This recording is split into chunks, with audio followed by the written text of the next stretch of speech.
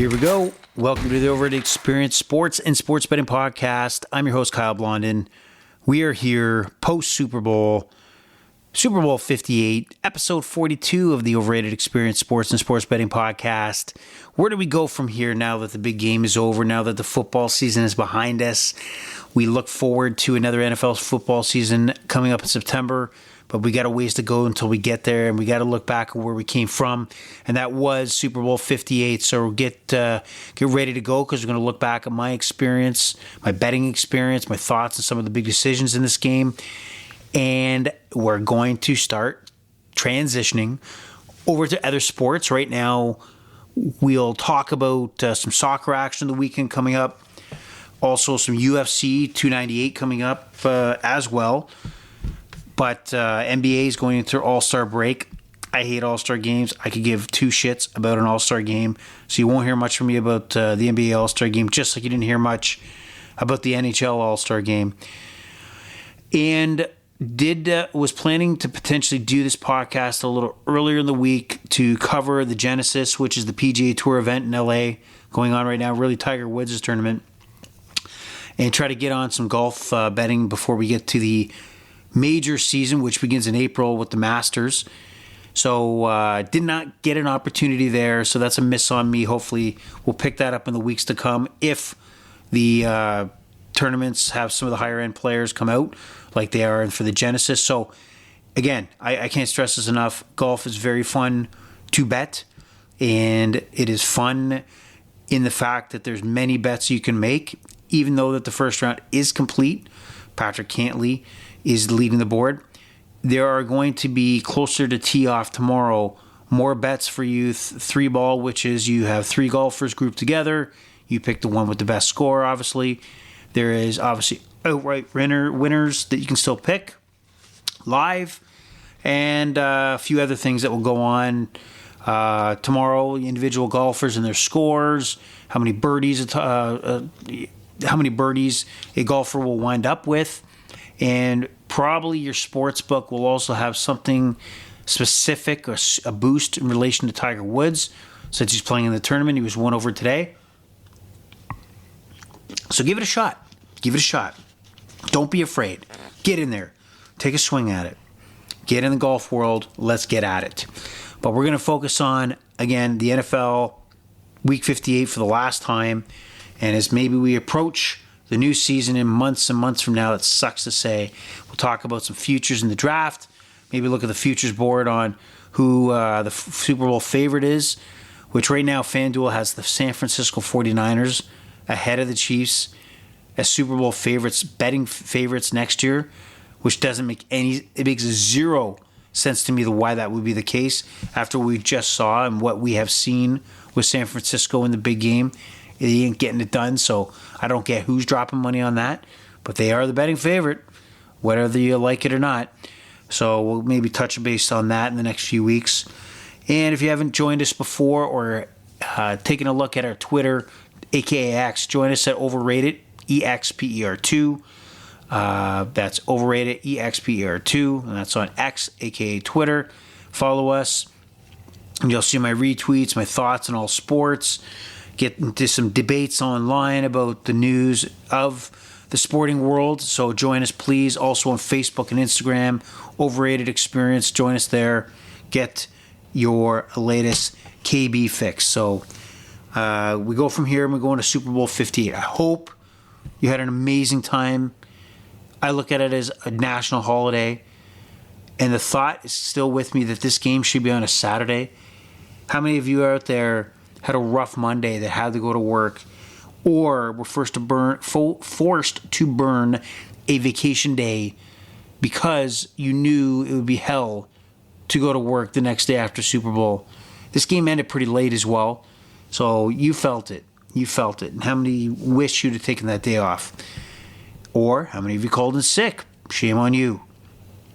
But this game should definitely be played on a Saturday. But Super Bowl 58 was not. It was played on Sunday, and here's my story.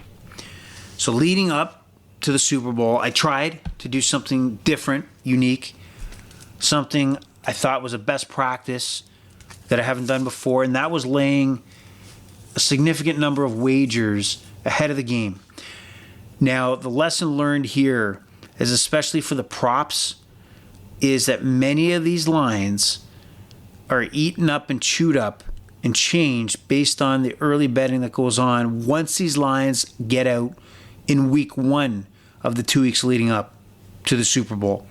So lesson learned is that prepare yourself next time, next season, for that 2-week gap to get on the board, look at the options out there for the props that you like, and jump on them quickly to get the best number possible, because there could be a yard or two here that was available to you on, say, prop that wasn't there for you before kickoff that you could have got maybe 48 hours earlier. So lesson learned, continue to evolve, and we'll get some more victories here. But before, the big game, the Super Bowl kickoff, decided to put some wagers down, and this kind of went, I was under 500 on this. So, for example, Debo, first to 50 yards, pushed with Ayuk. So neither of those guys reached 50 yards, which I'm very surprised about. Just got the money back there. Any player to have a 60-plus reception. Thought there would have been a big play. I know Nicole Harmon for the Chiefs did. It was a 50-plus reception, not 60, so there's another loss. San Francisco total rushing yards, 128.5. Lost there. I was banking on Debo to be more of a factor in the rushing game. He got a few attempts, was really shut down in that area. 2-point conversion, really didn't get a sniff there. Did hear that the Kansas City Chiefs were going to go for a 2-point conversion at some point late in the game if the game was on the line. So maybe that would have been profitable, but I see an L in the column there of the results, so that wasn't a win, so who cares? Total yardage, San Francisco touchdowns, 35.5. I think it ended the 2 touchdowns total of 31 yards. And San Francisco, most offensive plays. It looked like in the first half, they were definitely the team with the most offensive plays. That switched over in the second half. Noah Gray, we started to get on the board. We started to get some W's. Noah Gray, backup tight end, gets his 2 receptions. That was plus money. Travis Kelce, who did like shit in the first half. And when I mean shit, he didn't get targeted that often. Not sure why, but second half, he was definitely targeted and did surpass the 72.5 yards that got me paid. One that I was confident on, and I'm glad it came through because I was very, very positive on this, and that was Mahomes and Purdy to combine for 50-plus rush yards. That paid out. That was plus money. The thought here was that Mahomes would have a few large runs. Purdy, after what he showed against the Lions, would take off a few times and have a significant, threat on the ground. When things opened up for him, Purdy wasn't so much the threat. He had, some yards, but Mahomes in the second half, design runs, really pushed that number over the total. And over 25 win also for, and now this is friggin' awesome, is Jennings stood back, faked the run, threw the ball to McCaffrey for the first touchdown of the football game. He was the 3rd player to have a pass attempt, and that was a big payday. So that was the bet. There'd be over 2.5 players to have a pass attempt in the game. And that hit right there. But the big ones were pregame just before kickoff. And live betting's happening, especially at halftime. Here's my story, okay? So this is where I got paid off. I had 2 sports books on the go here, Sports Interaction and FanDuel. Sports Interaction, for some reason, really didn't find myself into the win column too much here. For Sports Interaction, right before the game, I put San Francisco money line. If you listened in last week, I was debating I was kind of leaning maybe San Francisco spread, but didn't put in a bet because I had to shop around for a better line than what I found on FanDuel. And even though FanDuel dropped to 1.5 on the Sunday, that was the only time the line started bouncing. But by that time, I had already put San Francisco money line in Sports Interaction. And I lost on that one. 49ers choked. Both teams to, this is pretty good. Opening drives, The bet was yes or no. Both teams would get a first down on their first drives. The Kansas City Chiefs did not. There's a win for me. Deebo Samuel over 58.5 yards. And he did not do that. He was barely a factor in this game. George Kittle, which was maybe the most disappointing prop on this board. A lot of people were high on Kittle being a factor. Zero factor. Zero. Nothing. Absolutely nothing. I can't express nothing more than I did. Kittle did nothing. Said that 4 times. Longest lead of the game, had it over 14.5 yards. That did not work out, even though the 49ers are up at 10. They could have a chance probably to go up by 17 to get that me paid, but that did not happen. Rashid Rice, longest pass reception over 21.5 yards. That did not happen. Rice was also a guy that a lot of people were expecting a big game from. It didn't really come out that way for him. But here's the turnaround. You think the chips are down, but I'm back, baby. I'm back. So right before the kickoff, the line or the over-under dropped from 47.5 to 46.5 on FanDuel. So I thought, what the hell? Let's jump on it. Let's do a few $100 on that. Luckily, I did. The game ended at exactly 47 points. Now, here's where things get crazy, and you like crazy, right? Is halftime. I have the 49ers. They're up by a touchdown. And then you open up the app at halftime. And I don't know about you, but it was a pain in the ass to try to get a bet in before the second half kickoff. Some of these sites were clocking. I guess they're overwhelmed with people jumping in, as you would expect. But come on, you got to be ready for a multi-million-dollar company like FanDuel to be ready to go. Luckily, I was able to get the bet I wanted, or actually didn't know I wanted until I opened up the app and seen that Mahomes and the Kansas City Chiefs were plus 5.5 for the rest of the way, down a touchdown. Patrick Mahomes, given 5.5 points, getting the ball in the second half, and give me that kind of window. I thought to myself, well, I got that bet on San Francisco, but you know what? I talked about in the last podcast, I'm going to regret myself in the morning if I don't somehow hitch my wagon to Patrick Mahomes, Patty Mahomes. And that's what I did. I took a big bet on that line. And because of the goddamn clocking, you don't know if your bet went through. I started putting it through again. So my large bets, my halftime bets at plus 5.5 for the Kansas City Chiefs to cover. And the hope was obviously the San Francisco to win, but Kansas City would cover to be a greedy bastard and win it all. That didn't happen. But the stupid bet went through twice. And do I email them? Do I, chat in? Which I'm sure that would take 6 hours. And I'm like, maybe this is the destiny. This is my destiny. That this bet was put in twice for a reason. Let's just let it go and let's just kick off halftime. Let's order another Bud Light and see what the journey and what unfolds. And that's what happened. Heading into the second half, Kansas City Chiefs. Really, the offense wasn't clicking until the end of the third quarter, fourth quarter. And the story was the 49ers just kept leaving opportunity after opportunity on the board to put the Chiefs away. And you don't let Patrick Mahomes and the Chiefs stick around, which they did.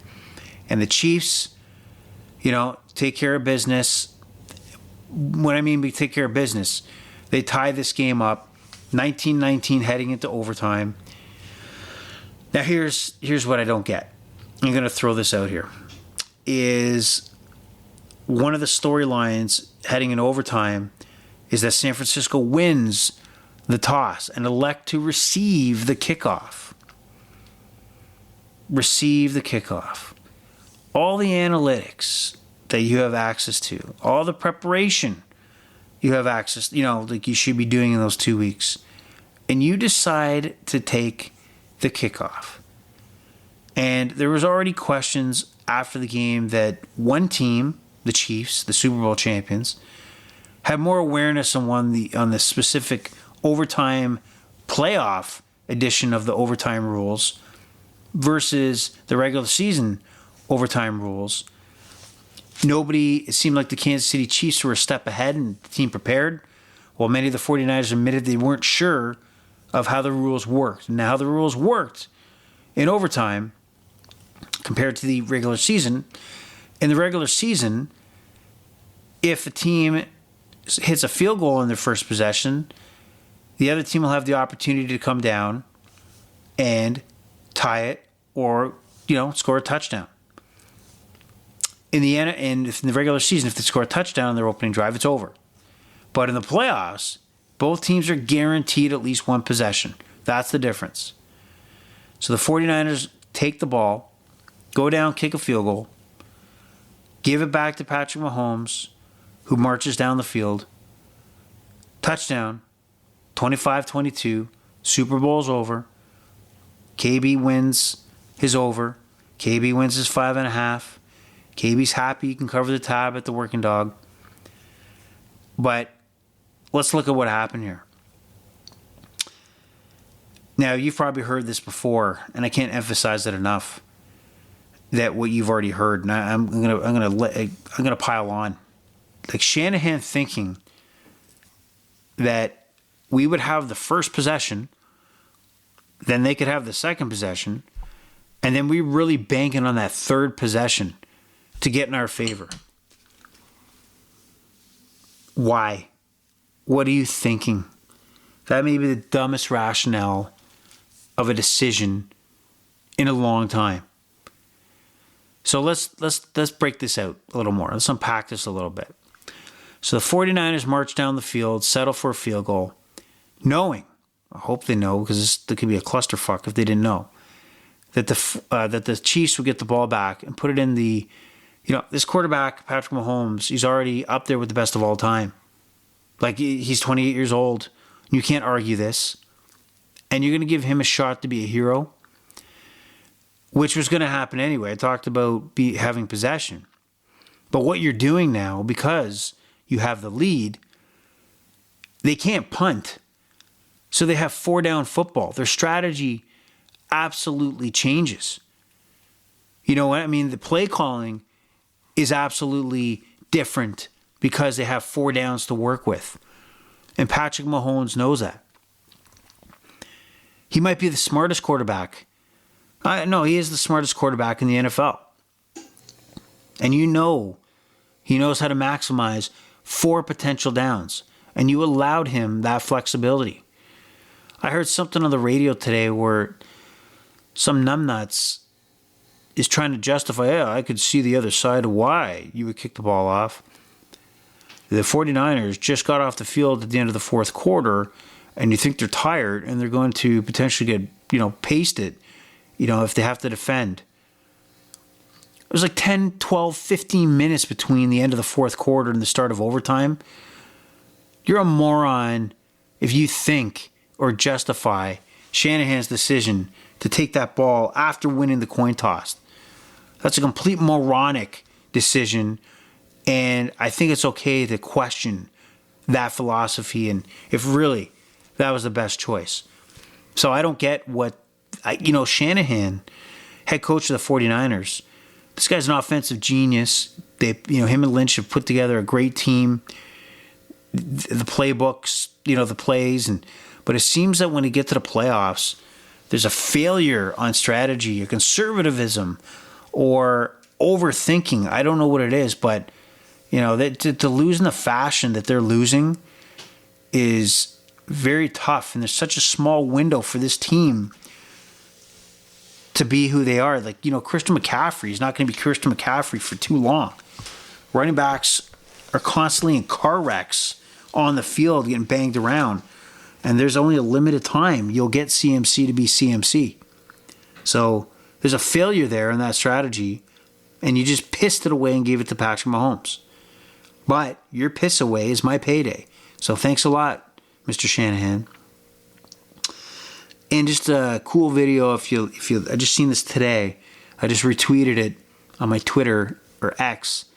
Was McCaffrey's fumble on that first drive where the 49ers were moving the ball very successfully. It shows Kittle blocking the player that eventually recovered the fumble, and he started talking to the guy. And as soon as he started talking, like making a cheeky comment, his back is turned to the ball. The player rushes past him and dives on the ball. I don't think it would have been matter if he said nothing or did nothing or said something or didn't say something. George Kittle's position, there's no way he would have known and reacted in time to beat him to the ball. So I'm not going to harp on that too much. So if you're San Francisco, what do you do? Purdy played okay. All right? He played okay, but are you going to say no if you have the opportunity to grab a Kirk Cousins? Really think about it. Really think about it. We just talked about Ayuk and Samuel and Kittle really not performing. Would they have performed if Kirk Cousins was there? And again, their window's tight. It's this short. So the 49ers are not afraid off the field to make some gutsy decisions. On the field, they probably need some help on that. So they just fired their defensive coordinator today, Welks. Now, defense was not too shabby in the Super Bowl, but I think this move, win or lose, was going to happen. I don't think Shanahan was happy with how the 49er defense got exploited and ripped apart later in the season and, arguably in the games that they won to get to the Super Bowl. The Lions tore them to shreds. The Green Bay Packers moved the ball.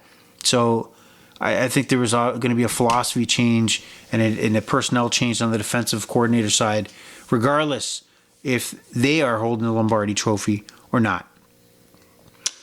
So that's the recap of Super Bowl 58. A lot to learn here. A lot to think about heading into next season and looking at how better to bet on the NFL. Is it props taking over now versus totals and taking a side? Seemed that way for the Super Bowl. Seemed like I got more props than I ever did before.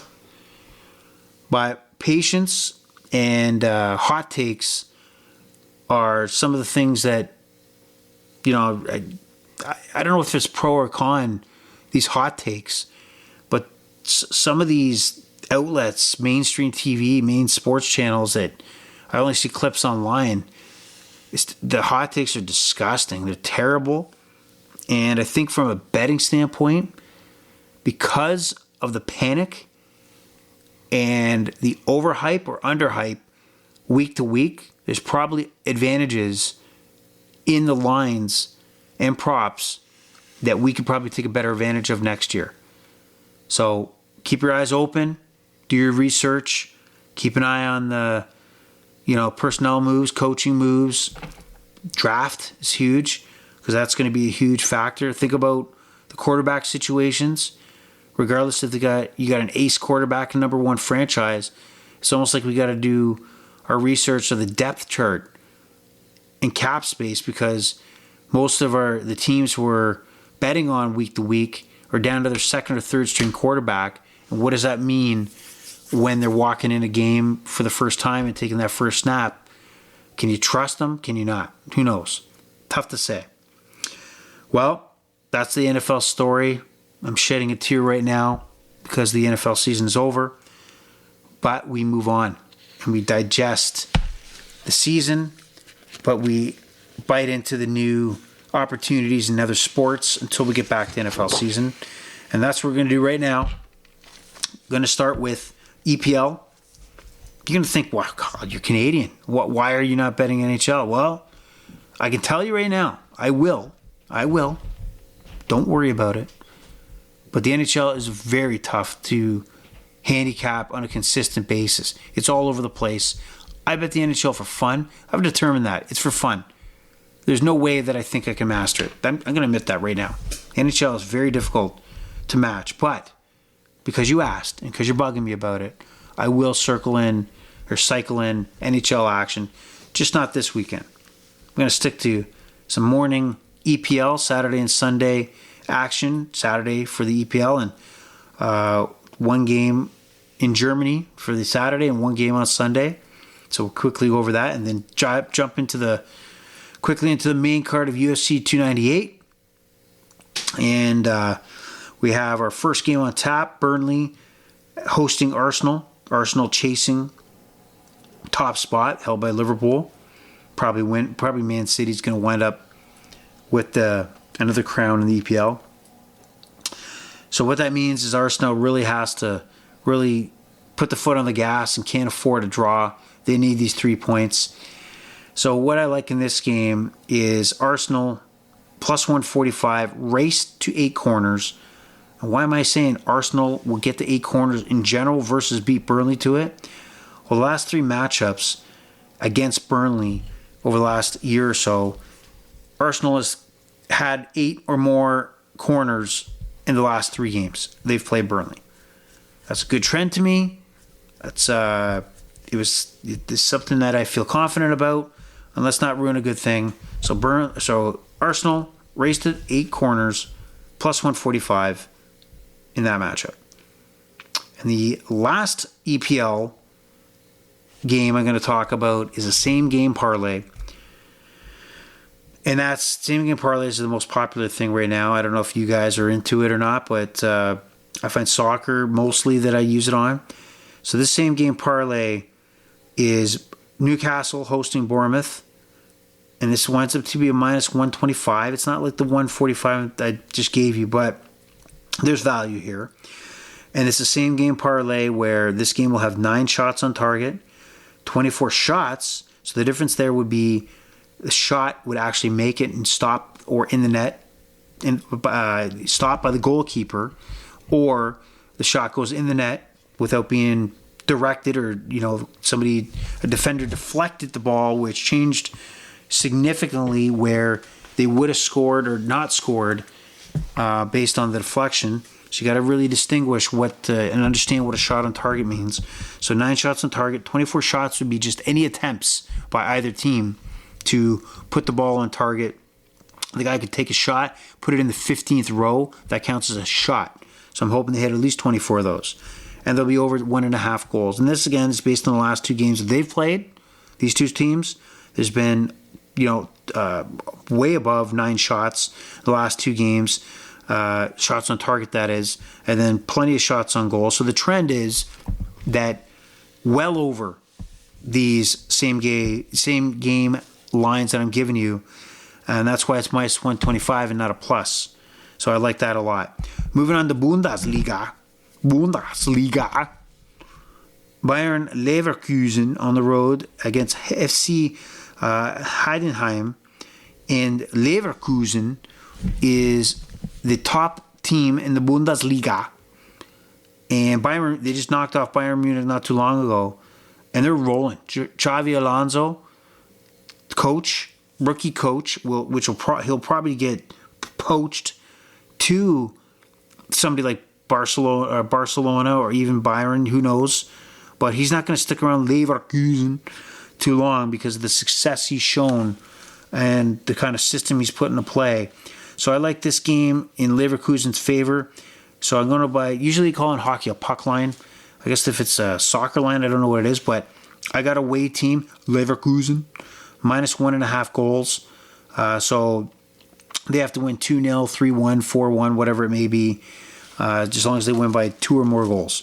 And that is, I lost what it was. It was, darn it, I don't know if it's minus whatever, but I think it's plus something. But okay, I'll have to double check that. But you know what I mean.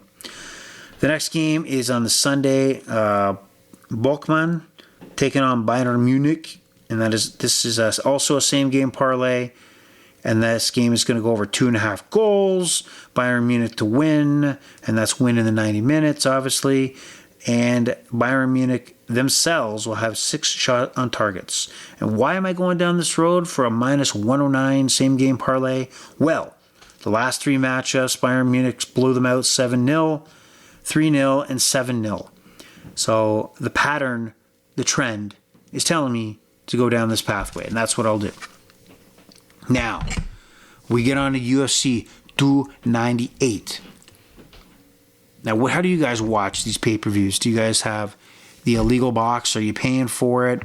Are you hitting up a bar to watch UFC? Are you watching the whole card, or are you just taking in the main event? So we're going to talk about main event here. Now, did you get an opportunity to see the clip where Dana White, president, CEO of the UFC, was on the Howie Mandel, America's Got Talent guy, Canadian actor, Canadian comedian, and he's on his podcast. He sits down, and Howie Mandel starts off like, "Thanks for joining." He spends a good 30 seconds, complimenting Dana White. If you haven't seen this clip, you got to see it. It's funny. So he's done talking. Dana White says, "Thanks you for the kind words," and then just says, "Fuck it, I'm sick of these fucking podcasts," and he gets off and walks off. And Howie Mandel's face is that classic 10 seconds of, like, what the hell just happened here? There's no way he offended him unless there was something said prior to the interview where Dana White was like, "I can't stand this BS, kind of hypocrite, I'm talking to me to my face versus when we're not in public." I don't know. But Dana White walks off. It's pretty funny to see. So take a look at that. But going into UFC 298, we'll start off with the top main card, not the whole main card, but we'll start off with Merab. And some of the names are hard to pronounce, and I apologize. Henry Cejudo, former champ, took time off, came back, and has really struggled. And I think has made it known that if he loses to Merab Dvalishvili, he will retire or at least leave the UFC. And Henry Cejudo is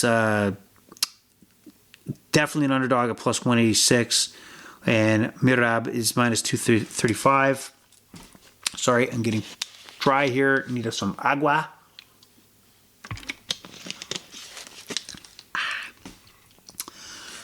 So what we have here is, I'm going to take the fight will not go the distance. From what I'm reading online, what I'm looking at, and some of the folks I've read to preview this fight, Merab is going to keep coming. And in the 3 rounds, I got to feel at some point there's going to be a choke out or knockout here. So I will bet that this at minus 102 that this fight does not go the distance. There's also some interesting matchup. Jeff Neal taking on Ian Gary, who's minus 250, and the co-main event, Robert Whittaker versus Paulo Costa. So what I'm going to do here is I'm going to take Whittaker and Gary. Whittaker minus 265 and Gary. Do you remember Gary was from SpongeBob SquarePants, his pet snail? Gary the Snail. What have you done, Gary? So Gary at minus 250 is going to be with Robert Whittaker at minus 265. That's my best SpongeBob, so I apologize. Minus 108, if you parlay those two together, Ian Gary, the heavy favorite.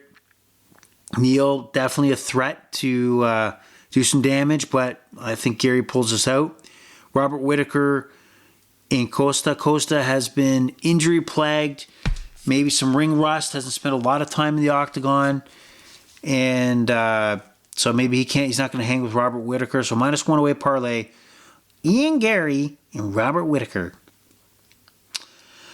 Then we head to the main event, Featherweight Championship of the World. The defending, reigning, and undisputed Featherweight Champion, Alexander Volkanovski, who is 26-3-0 at minus 128, takes Ilia Topuria, who is 16-0, I think. I believe I didn't write that down, but I think it's 16-0.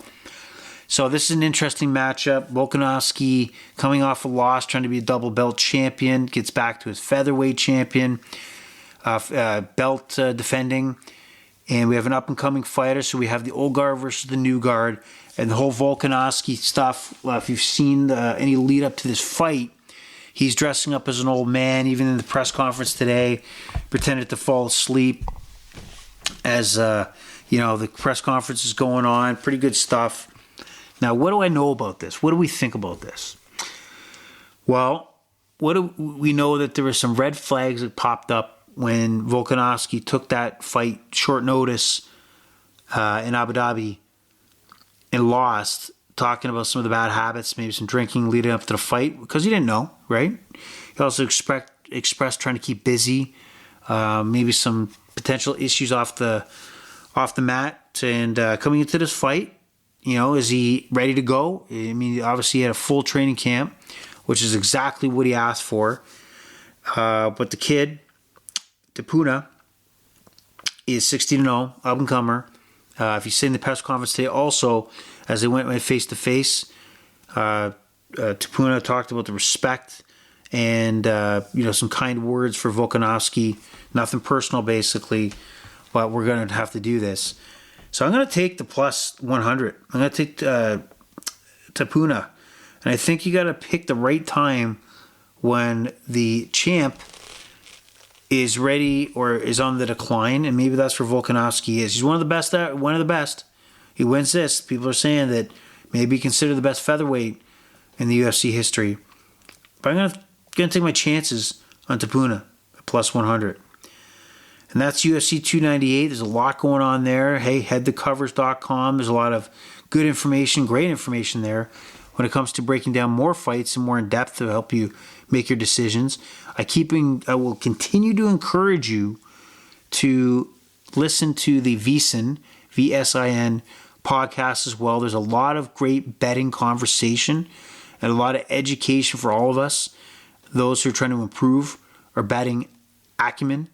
So I got to suggest that there. I definitely take advantage of that myself. Bet the Board podcast, a little downtime there. But when we get back to football season, college and NFL, they break down in such depth. I think you'll find it valuable when you make your picks, and especially any future plays that you have or win totals throughout the season next year in the NFL. So a lot of resources out there to take advantage of it. But the number one resource, obviously, is the Overrated Experience Sports and Sports Betting Podcast. The pleasure of this podcast has been all yours. I am, and the Overrated Experience is over and out. Bye-bye.